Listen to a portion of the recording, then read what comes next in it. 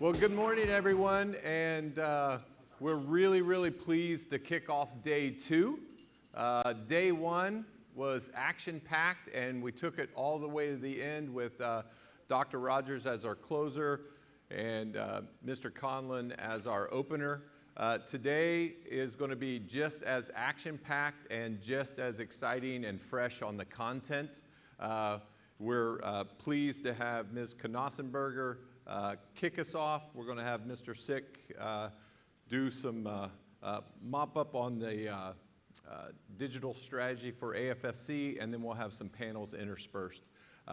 So really pleased that you made it. Hopefully everyone had a great relaxing evening. So settle in. We're going to kick it off with an introduction from Mr. Andy Lloyd. Good morning to you all, and I hope you've all had a good breakfast this morning.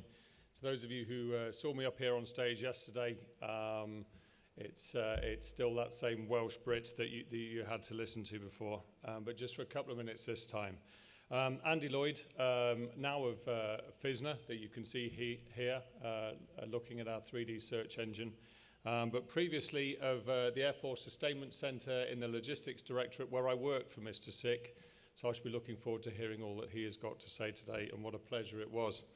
It's also an honor in a moment to be introducing Ms. Knossenberger, and it's kind of humbling to be asked to do this piece when you see the breadth of responsibilities, and let alone all of the background.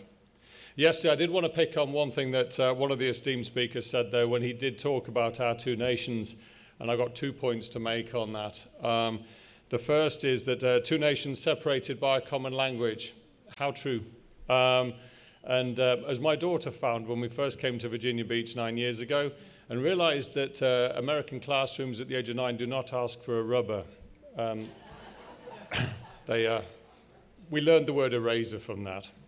So that was one of those. But interestingly as well, Dr. Roper, I heard his name a lot yesterday. Dr. Roper is now an honorary, and I believe group captain in the British Royal Air Force, where he is in a group called 601 Squadron, which historians amongst you would know was the Eagle Squadron in World War II. And he's there helping the British Air Force come up to speed. And I even read things like Castle Run this morning in association with it. So that's how our two nations kind of align, and it's really nice to know. So now on to Ms. Knossenberger, who is your main event of the day. She is the Chief Information Officer for the Department of the Air Force, comprised of the US Air Force and the US Space Force. She leads 2 directorates and supports 20,000 cyber operations and support personnel across the globe, with a portfolio valued at $17 billion. She provides oversight to the Air Force's information technology portfolio, including the information technology investment strategy, from networks to cloud computing, enterprise policies, information resources management, IT innovation initiatives, information assurance, and related matters for the Department of the Air Force. As the Chief Information Officer, Ms. Knossenberger delivers cyber security and enforces Freedom of Information Act and privacy laws. She integrates Air Force warfighting and mission support capabilities by networking and securing air, space, and terrestrial assets.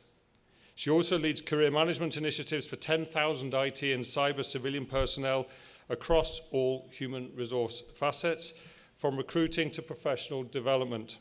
So please help me welcome Ms. Knossenberger.